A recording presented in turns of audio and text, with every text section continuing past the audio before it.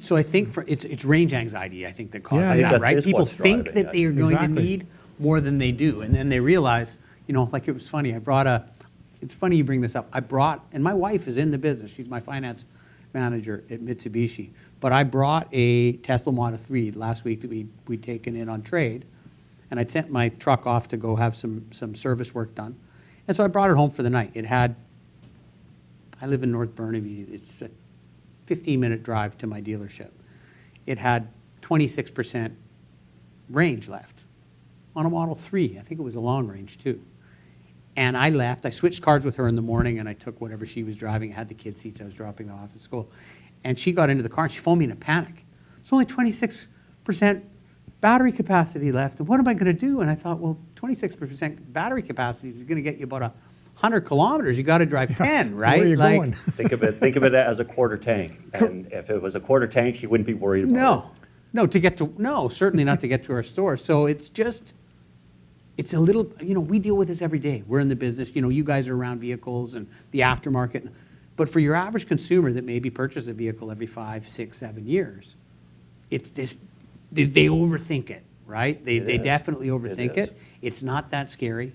The range is usually something you can work around. Certainly in two vehicle households, I don't think it's something that your average Canadian really needs to be concerned about. Yeah.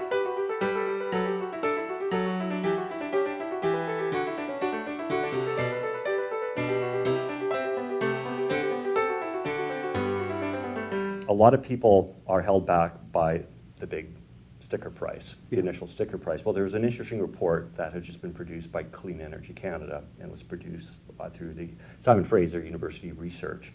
And so what they've calculated is the cost of ownership is less over a certain period of time than for an EV than purchasing I'm sure it is. gas. Yeah, even though the initial sticker price is a lot higher. So there's an interesting study, and we posted it now on the EVfriendly Facebook, and you can read it.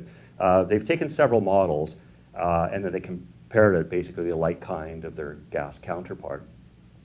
And they assumed about 20,000 kilometers per year, which is about right. And they went out about 8 years is all. And they factored in gas versus electricity cost, maintenance, depreciation. They factored all this in. And basically what they conclude is that after 8 years, you're probably going to spend 26% less after all is said and done.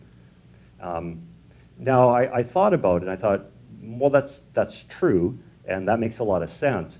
But at the same time, well, 8 years is a pretty relatively safe time in a vehicle that's still under warranty. Mm-hmm.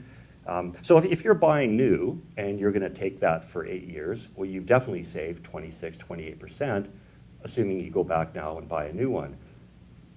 Will that still hold true if I'm buying that 8-year-old vehicle and plan to keep it to 13 years old or 15? Because now I'm entering, what stage am I entering into now with that vehicle?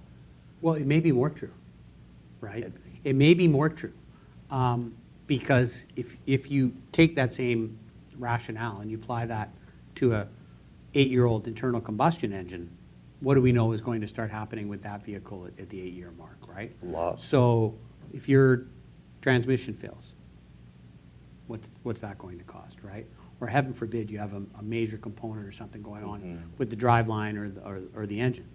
That's going to be significant. So I know where you're going. You're talking about longevity of the battery and so on and so forth. And we know that is going to erode and deteriorate over time. Right. But it's unlikely that your battery is just going to fail, right? That's going to be more of a gradual thing. And depending on what somebody's use, I mean, some people don't need their vehicle to go 400 or 500 kilometers on a charge, right? There's plenty of vehicles out there on a 20 kilowatt, a 30 kilowatt battery that are going to get significantly less range. But if they're enough for the person using them, then that's good. So if you walk into an EV and you kind of know what you're getting, and well, it's the battery's 20% off or 30% off, but that suits your needs, then that might be a good purchase for somebody still, right? At least that's my thought process. I mean, time will tell, I guess, right? We haven't really gotten to the stage where we're seeing all-out failures of batteries in full electric vehicles yet. Like, you know I've heard of some Teslas being done under warranty because they've deteriorated or whatever, but typically those vehicles are all still holding up for the most part. When we're just hearing the horror stories, Tesla battery taken to the Tesla service station, bill is $22,000. So yeah, that's a legit fear if I'm buying that used vehicle, for sure. But I think what a lot of people don't realize is we will eventually get to the place where these batteries will be repairable. Well, There'll be more Scott Wattles and Precision Autos out there. This is what I was going to say is, you know what, the adoption of the vehicle has to happen first, right? And then it's just like anything else that's happened with, internal combustion engines over the years, right?